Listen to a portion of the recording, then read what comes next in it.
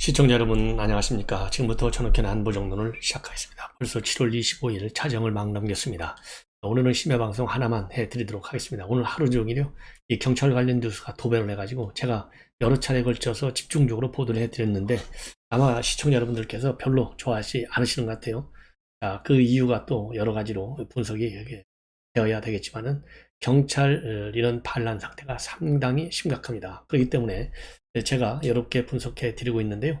시청자 여러분들께서 이런 경찰이 반란 사태에 관해서 상당한 피로도가 높은 것 같아요. 그래서 별로 시청을 안 하시는 것 같은데 이준석도 아마 굉장히 피곤하실 겁니다. 그렇지만 이준석과 관련해서는요, 이 경찰의 수사 결과가 적어도 나올 때까지는 이 하나하나 중요한 뉴스는 꼭 아실 필요가 있어요. 지금 현재요, 지금 이준석 돌아다니는 걸 보면요, 이 호남, 그 다음에 부산, 그 다음에 강원도, 그리고 충북 이런 지역을 쭉 돌면서 지금 당원 모집에 나서고 있고, 특히 젊은 당원들을 중심으로 해서 이 토론을 많이 하고 있고, 토론의 특성을 보면 직접적으로 어떤 얘기를 하는지에 관해서는요, 철저한 보안을 당부하고 있어요. 그 내용은 역시 그 충성도가 굉장히 센 것 같아요. 별도로 이 SNS를 통해서 충분히 나올 만한 그런 이 시간이 많이 흘렀는데도 불구하고 구체적으로 나오지 않고 있습니다. 다만 우리가 이제 확실하게 알 수 있는 것은요, 이준석이가 계속 노래를 불러가면서 본인의 심경을 전달하고 있다는 점, 이 정도는 우리가 이제 알 수 있어요. 굉장히 착잡하고 또 어떻게 보면은 이 본인의 이 경찰 수사가 굉장히 상당히 부정적으로 흘러가는 것을 느끼고 있는지 자포자기한 것 같은 그런 심경도 토로하고 있습니다. 이러한 이준석이가요, 오늘은 어제는 이제 포항을 방문했고요, 오늘은 이 울릉도까지 배를 타고 건너갔습니다. 그래서 거기에서요, 이 5명의 당원들하고 저녁 식사를 하고 또 토론을 한 것으로 알려지고 있는데요. 이 내용을 조금 전에 페이북에 글을 올렸습니다. 그래서 이 코끼리 같이 생긴 바위하고 나리분지를 들러서 울릉도의 당원들과 대화를 나눴다. 그리고 딱 5명의 당원이 저를 만나자고 해서 다 찾아갔는데 오랫동안 사심없이 당을 지켜온 당원들에게 제가 해주고 싶은 이야기가 굉장히 많다라고 밝히고 있습니다. 그리고요, 구체적으로 어떤 얘기를 가졌는지에 관해서는요, 지금까지와 마찬가지로 보도를 안 하고 있어요. 자, 그런데 왜 제가 이 얘기를 하냐면요, 지금 오늘도 이 JTBC가 단독 보도를 하고 있어요. 이 JTBC의 단독 보도, 지난 7월 초에 연거푸 2번에 걸쳐서 이 장이사라고 하는 분이죠. 그러니까 이준석을 성접대하는데 의전 역할을 한 사람이 장모 이사로 되어 있어요. 근데 이 장모 이사의 인터뷰를 녹음 파일을 통해서 지난 7월 초에 2번에 걸쳐서 이 보도한 바 있는데, 오늘이 7월 25일이니까 말이죠. 7월 7, 8일 이틀간 있었는데 거의 한 20여일 만에 다시 한번 또 단독 보도를 하고 있어요.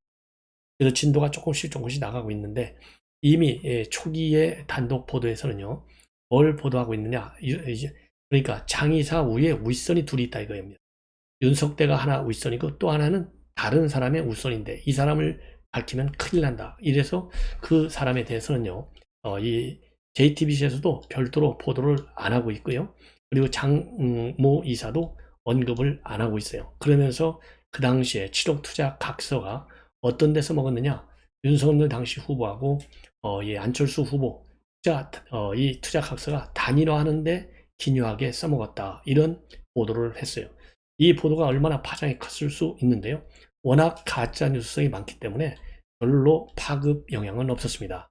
바로 안철수 의원도 전혀 그런 것이 없었다. 이런 음해성 보도, 논평을 가지도 없다라고 얘기했고, 그리고 또 그 신뢰성을 믿기가 어렵다라고 하는 것은 김소연 변호사도 이 본인이 안철수 의원을 좀 만나보니까 절대 그런 분이 아니다. 그래서 안철수 의원의 발언 전혀 그런 것이 없다. 그 단일화에는 영향이 전혀 없었고 그런 거 있는지조차도 모르고 윤석대가 누군지도 모른다. 이 안철수 의원의 발언이 맞다. 이런 신뢰성을 줬습니다. 저도 제가 아는 안철수 의원의 경우에는요, 절대로 얘기를 안 하면 안 했지 거짓말을 그런 인성은 절대 아니라고 봐요. 그렇기 때문에 JTBC의 당시 보도 이 내용에 대해서는요, 별로 신뢰성이 없는 것이다 라고 이렇게 보는 시각이 많았어요. 그러다가 이제 오늘 이제 보도를 한 내용을 보면요. 이번에는요, 이 장리사가 아니고 그 당시에 7억 각서가 어디에 투자한다 되어 있었냐면요. 피부과 병원에 투자한다라는 내용으로 되어 있었어요. 그래서 7억 각서가 나왔는데 그 피부과, 즉 투자처인 피부과 원장을 단독으로 인터뷰한 내용이고요. 그 다음 JTBC PD가 말이죠. 이동규 병원장인데 이동규 병원장 뭐 인터뷰를 따려고 상당히 집요하게 노력을 했다 이렇게 밝히고 있습니다. 그러면서 당시 7억 각서를 쓸 때 이동규 원장은 현장에 있었다 이렇게 보도를 하고 있어요. 그리고 그래서 오늘 JTBC 보도 내용을 보면 작성을 다 하고 나서 김철근과 인사를 했고 그리고 당시 장 씨는 병원 투자금 모으는 일을 하고 있었다 이렇게 설명을 하고 있습니다. 자, 그런데 문제는 뭐냐? 이 7억 각서를 썼으면 7억이 들어왔어야 되잖아요. 이 사단이 터진 게 7억을 약정서를 썼는데 돈이 들어오지 않았어요. 그래서 돈이 안 들어왔기 때문에 이런 사태가 생겼고 이 돈이 안 들어오고 나니까 우리 동생도 화가 났으니까 사람을 가지고 논 거다. 그러면 장이사가 혼자 이 투자각서 이거를 벌렸다라고 생각하느냐 이런 질문에 관해서 이동규 병원장은요. 장이사가 뭐 우리 동생이 그러니까 장이사는 아마 형님 동생으로 사귄 것 같아요. 우리 동생이 정치권에 아는 사람도 없는데 어떻게 그게 가능하겠느냐. 당연히 중간 다리가 있다 이렇게 밝혔습니다. 그래서 중간 다리는 누구냐? 대전 지역의 건설업자인 김모 회장이다. 그래서 이 김모 회장을 통해서 정치권에 이 각서가 넘어갔는데 바로 누구냐? 그러면 그게 바로 윤석대 정책위원이다. 여기서 정책위원이라고 하는 것은요. 이 윤석대라는 분이 그 당시 대선 때지 않습니까? 1월 달에 각서를 썼으니까 윤석열 후보 비서실에서 정책위원으로 이름을 올려놓고 있었고 그러니까 이제 이거를 가지고 마치 윤석열 후보가 윤석도를 통해서 받은 각서를 가지고 이 단일화를 한 것처럼 이렇게 지금 스토리를 연상할 수 있는데 전혀 사실이 아닌 것이죠. 자, 그러면서요, 이 윤석대는 경찰 제도 개선 자문위원으로 지금 현재 되어 있었어요. 그래서 경찰국 신설에 밑그림을 짠 인물이다 이렇게 보도를 하고 있는데 그래서 이 자문의 권고안 발표 때도 기자회견에 윤석대는 직접 참석을 했습니다. 그리고요, 그래서 이제 이 이동규 원장의 인터뷰 내용을 다시 한번 이어 나간다고 본다면 이 지역 건설업자 김 회장은 이동규도 잘 안다. 왜? 자기 병원 투자자니까. 그리고 윤석대하고 또 같은 당에서 활동을 같이 했기 때문에 대전 사람들이니까 다 잘 안다. 이렇게 얘기를 하면서요. 그 만남과 관련해서 더 구체적으로 얘기를 꺼냈는데 뭐라고 되어 있느냐. 각서가 정치권으로 간 과정 이것이 전부 밝혀질 경우에는 상당한 정치적 파장이 올 수 있다라고 얘기하고 있어요. 그래서 내가 진실을 얘기하잖아. 그러면 다 죽는다니까. 죽는다니까 그러네. 예를 들어 윤석대까지 가잖아. 그러면 각하도 갈 수 있어. 윤석대로 가는 순간 각하 때 간단 말이야. 이렇게 해서요. 마치 윤석열 대통령도 윤석대로 넘어가면 마치 당연히 이 투자각서에 관해서 보고를 받을 수 있다. 이런 거를 강력히 시사하고 있어요. 그래서 이 김 회장하고 윤석대하고는요. 대전 쪽에서 한 고교 동문이다. 이렇게 되어 있어요. 주장을 하고 있습니다. 그리고 김 회장하고 윤 의원하고는 친분 관계 그러니까 이 김 회장이 윤 의원하고 대전 쪽에서의 한 고교 이 동문은 동문인데 친분 관계는 별로 없다. 이렇게 또 선을 긋고 있습니다. 예. 뭐라고 되어 있느냐? 자, 이제 김 대표한테 JTB가 또 인터뷰를 하는 겁니다. 이번에는 안녕하세요. 혹시 김마무개 대표님 되시나요? 그러니까 왜 그러시죠? JT 방송 PD인데요. 난 뭔가 했는데 그걸 어차피 나는 아니니까 신경도 쓰지 마시고 묻지도 말라. 그래서 이 김 회장은 중간 고리 역할을 했다는 것을 완전히 부인하고 있어요. 그러면서 혹시 윤석세 씨는 전혀 모르시나요?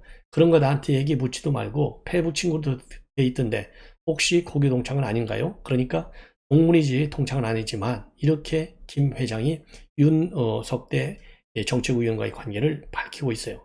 그러니까 장의사가 윗선을 컨트롤을 받고 있다고 하는데 어떻게 된 거냐? 그러니까 아니야 그거 윗선이 윤석대시라고 얘기했거든요. 이렇게 또 JTBC PD가 물어보니까 XX 놈이지 아니 무슨 컨트롤을 받아 이런 거를 전부 다 부인을 하고 있어요. 이와 관련해서 윤석대 의원한테 이 의원한테 JTBC가 이 반론을 요청하니까 본인은 각서에 대해서도 아는 바가 없고 장 씨도 아는 사람이 아니다. 딱 잘라서 부인을 하고 있습니다. 그리고 김 회장을 아느냐 이런 질문과 관련해서 윤석대는요. 누가 나를 안다고 해서 내가 아는 것은 아니다. 이렇게 밝히고 있어요.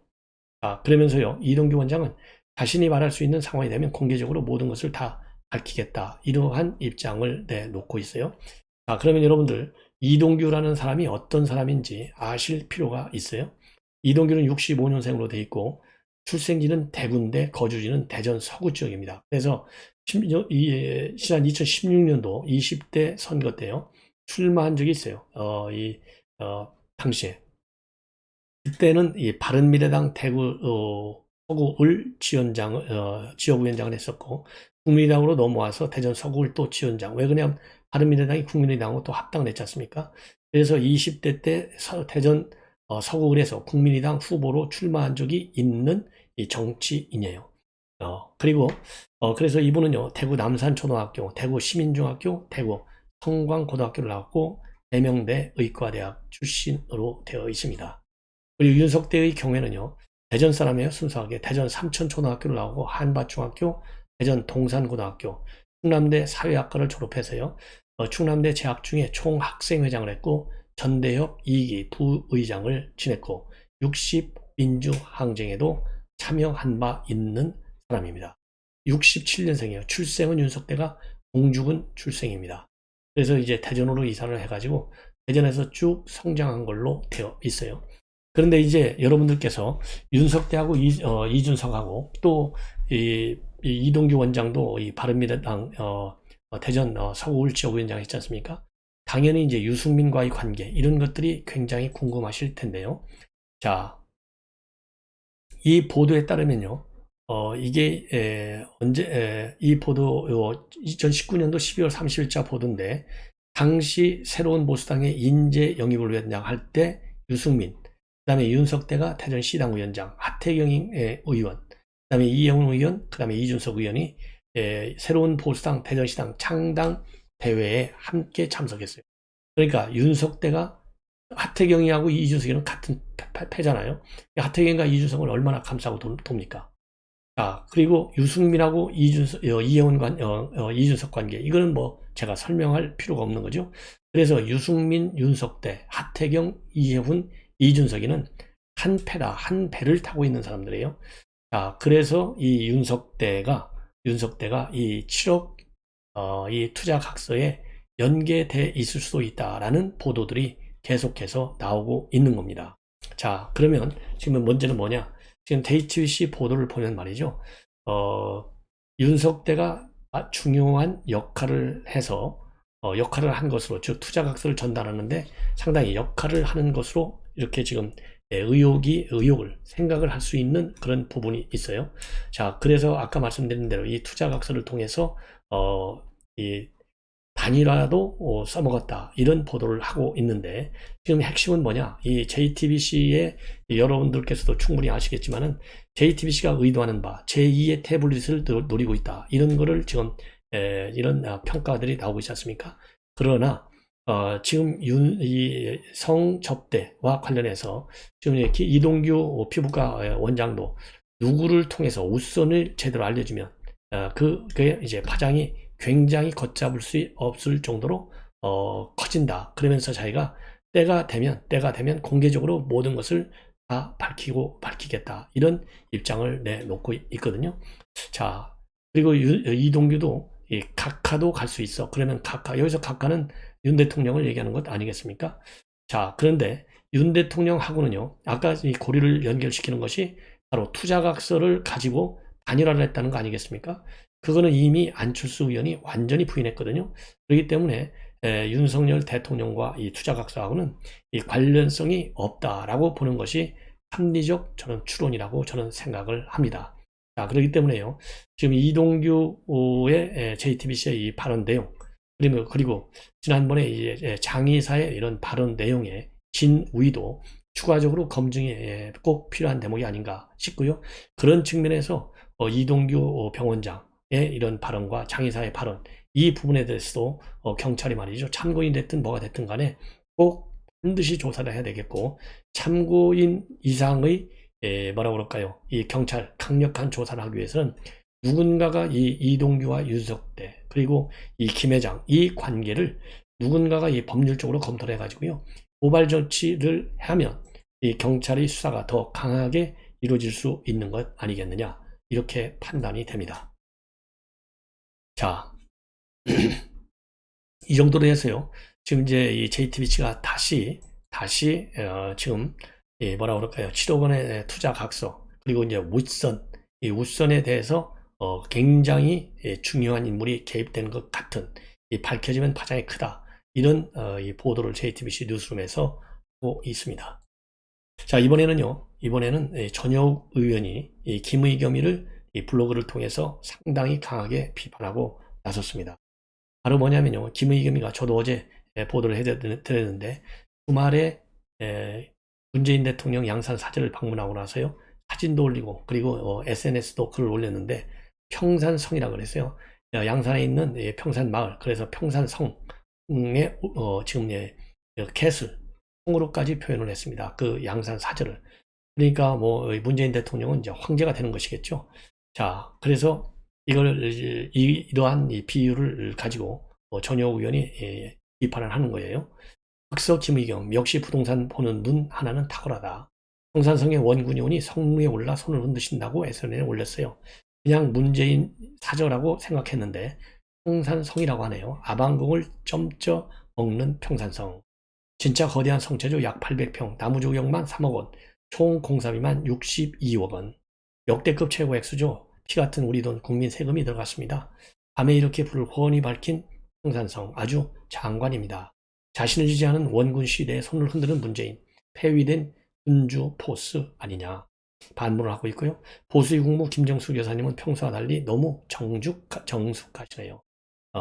그냥 하고 싶은 대로 하세요. 마음껏 신명나게. 이 얘기는 결국 뭐냐?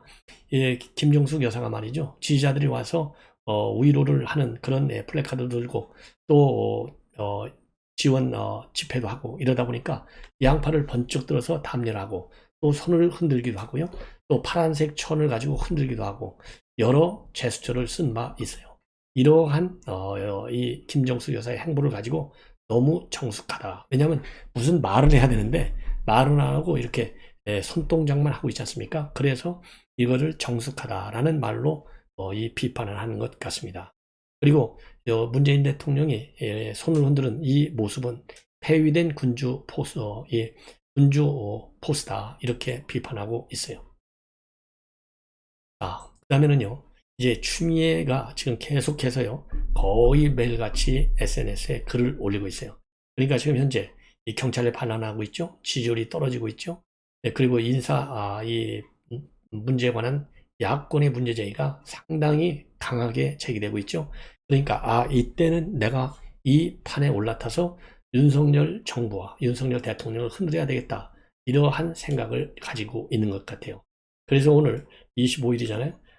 지금 이제 경찰이 반란이 상당히 세지고, 그리고 민주당에서도 이 반란 경찰에 대한 지원 활동을 굉장히 강하게 하고 있지 않습니까? 그러니까 여기에 대해서요, 어떤 제목의 글을 올렸느냐? 이 해시태그 나대기, 나도 대기 발령하라. 나도 대기 발령의 약자가 나대기입니다. 그래서 해시태그 나대기라는 제목의 글을 올려가지고요. 뭐라고 올렸느냐? 미움물, 그러니까 경찰, 이 반란을 일으킨 경찰들에게는 강한 지지 의사를 표명하고 여권에 대해서는 마찬가지로 강한 비판 입장문을 내놓고 있는 겁니다. 자, 그래서요, 이 정권의 미움은 유화 안 하고 국민의 상황은 영원하다. 그래서 계속해서 응원을 하고 하겠다라는 그러한 입장문을 내놓고 있고요. 또 유삼령 총경과 관련해서는 유삼령 총경과 함께 하겠다는 민주경찰의 해시태그 위드류 영어로 류를 써요. 유삼령이가. 그래서 위드 류를 민주시민도 함께 응원합시다. 이렇게 호소하고 있어요. 그래서 미움받을 용기를 내주신 한 분 한 분의 민주경찰을 격려한다 라고 밝히고 이 해시태그 붙이기가 확산되니까 여기에 대해서 동참을 강력히 호소하고 있는 겁니다. 그리고 12.12 쿠데타에 비유했잖아요. 이상민 장관이. 여기에 대해서는요. 정권이 개가되기를 거부한 것은 죄가 안 된다. 쿠데타가 아니다 라고 반박을 하고 국민의 신임을 배반한 것이 역모이고 쿠데타다. 검찰과 달리 경찰 구성원은 장관의 언어도당적 겁박과 정권의 탄압에 힘들더라도 흔들림 없이 국민을 위한 경찰로 행진해 달라. 이렇게 뭐라 그럴까요? 반발 집회를 자극하고 나섰어요. 그리고요, 이 장관이 검사회의는 검찰총장의 용인하에 의한 것이고 경찰회의는 최고 통수권자의 해산 명령을 어긴 것이니까 차원이 다르다. 이렇게 이 장관이 오늘 언급을 했거든요. 이런 발언에 대해서도요, 사실과 다르다. 이렇게 반박을 하고 있어요. 그러면서 유총경을 발언을 인용해가지고 윤희근 후보자가 사전에 경찰서장들이 왜 모이는지 이유를 잘 알았고 유총경에게 충분히 논의하라고도 했으니 승인을 한 것이다 라면서요, 이상민 장관이 쿠데타에 비유해서 황당무계한 억지를 부리는데 이는 검사와 경찰을 계급으로 차별하는 사고에서 비롯된 것이다. 그러면서요, 정부는 경찰국 설치 안건의 국명의 상정을 중단하고 경찰 조직이 민주적으로 나갈 수 있도록 조직 내부 의견을 들어야 한다라고 강조했는데요. 이 대목에서 굉장히 중요한 이유가 하나 있습니다. 자요. 검찰이 반란할 때는 용납하지 않겠다. 그리고 반란의 주인공들 강하게 비판하는 입장문을 내놨는데요. 자, 그때는 검찰, 그야말로 모두가, 그리고 법조계에서도 우리 국민 모두가 검찰의 그런 뭐라 그럴까요? 추미애 장관의 이런 법무행정에 대한 비판, 그리고 검찰 지휘권과 감찰권에 대한 비판, 그야말로 일치 단결해서 딱 한 목소리로 비판을 했어요. 그러한 비판을 받은 장본인 누구냐? 추미애예요. 그런데 지금 반대로 말이죠. 경찰의 집회에 대해서는 경찰 집회 주동자를 비롯한 참여자들에 대해서 국민들의 비판이 커지고 있어요. 그런데 이러한 이 상황에 대해서는 거꾸로 반란을 일으킨 경찰에 대해서 응원한다. 이런 입장문을 내놓은 추미애. 여러분들 어떻게 생각하십니까? 이러니 윤석열 대통령에 대한 지지도가 이제 다시 상승 곡선을 그릴 것을 암시해주는 중요 대목이 아니냐. 그래서 추미애는요, 제발 계속해서 나와라. 이렇게 얘기를 좀 하고 싶습니다. 자, 이번에는요, 이 TV조선의 보도인데요. 대우조선의 경영진. 왜냐? 지금 대우조선의 사장이 누구냐면요, 문재인 대통령 동생의 친구로 알려진 박두선 사장이에요. 지난 연말에서 알박기 인사를 했는데 그때도 문제가 많았어요. 왜냐하면 이 사람은요, 대우조선에서 근무를 많이 했지만 경영진으로 근무한 게 아니라 그야말로 뭡니까? 경영 전문가가 아니라요, 이 기술 전문가예요. 기술. 자, 그렇기 때문에 이 경영 위기에 처해 있는 대우조선을 책임지기에는 맞지 않다. 이런 비판이 나온 바 있어요. 왜냐하면 선박 생산 전문, 기술적인 전문가지 경영적인 전문가가 아니라 이 말이에요. 그럼에도 불구하고 기어이 안 쳤어요. 그러다 보니까 작년 한 해 1조 7천억에 가까운 손실을 낸 겁니다. 근데 문재인 대통령이 과거에 말이죠, 2015년도 8월인데 당시 새정치민주연합 대표일 때는요, 해양 플란트 산업에 대한 정책 실패, 그리고 낙하산 경영진의 무책임과 부도덕성이 원인이다. 이렇게 비판했는데요. 본인이 앉혀놓은 이 박두선 사장 하에서도 1조가 넘는 손실을 야기했어요. 그래서 지금 우리 여당에서는 대표 책임론을 지금 들고 나왔다는 점 말씀을 드립니다. 그리고요, 지금 이재명 사법 리스크, 이 대장동 사태에 이어서 특히 백현동 사태는 감사원이 이건 불법이다. 이거를 충분하게 감사 결과를 통해서 밝혔지 않습니까? 그래서 사법 리스크가 이 막판 변수로 지금 부상하고 있는 상황인데요. 이 박용진 의원이 오늘 주장하기를요, 이준석 이 당무 정지를 할 수 있다. 기소가 되면 그것 자체로 당무 정지를 해야 된다. 즉 징계를 해야 된다. 이렇게 입장을 밝혔고요. 서른 의원도 이준석처럼 얼마든지 징계가 가능하다. 이러한 입장을 내놨습니다. 그래서 똑같죠. 특히 이제 법인카드 의혹 8월 중순쯤이면 이제 결과가 나오는데 이렇게 되면은 결국 이준석처럼 검찰에 송치만 되더라도 품위유지 위반으로 후보직을 사퇴해야 한다. 이런 요구들이 지금 분모를 이루고 있다고 합니다. 그렇지만은요, 일각에서는 당헌 80조 사망을 들어서 이건 기소한 것은 정치 보복이다. 이러면은 또 징계로 이어지기가 어려울 것이다. 라는 지금 분석도 나오고 있어요. 그래서 이런 사법 리스트를 비판하기 위해서 지금 개딸들이 난리를 치고 있다고 합니다. 예. 그래서 이제 이런 박용진이라든가 서른 같은 사람들은 해당 행위자다. 그래서 인류의 제소 서명을 지금 벌이고 있다고 하는데요. 이게 민주당도 결국은 갈 때까지 가는 것 같습니다. 시청자 여러분, 이것으로 오늘 심야 방송을 모두 마치겠습니다. 편안히 주무십시오.